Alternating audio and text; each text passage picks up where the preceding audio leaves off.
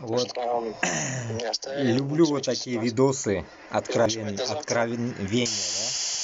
Рашид из Каспийска, который решил дойти до Мекки пешком, Вот, дошел до послушайте. Турции. Это я сейчас выкладывать Конечно, буду. Турция – это не Кавказ, и гостеприимство там не как у нас.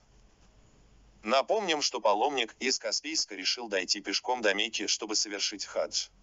Расстояние – около 5000 километров. На это уйдет примерно 3-5 месяцев. Альхамдулилля, я в Турции. Здесь сразу в мечеть. Хвала Всевышнему, что дошел до Турции. Сейчас, иншаллах, дальше. Здесь нахожусь Поэтому мечеть. не надо Сейчас посмотрим, кричать там Башкортостанга, Татарстанга, что Турции, турки это мусульмане хорошие. Хуй вам в сраку. Всем, которые хвалят турков. Я ненавижу их. Я им в лицо говорю, ненавижу их. Чмошный народ, блядь. Чмошники они. Что он сказал? Они до такой степени жопализы. Ну да, контент, конечно, мусульманский.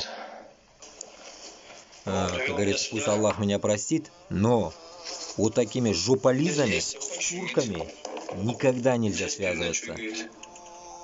Мы, мусульмане, из Башкортостана, с Татарстана, с Дагестана, с Чечни, мы другие. Мы не турки. Вот это вы уясните и поясните себе. И не надо там нахрен кукраке бареп, грудь бить и говорить, мы турки. Мы нихуя не турки.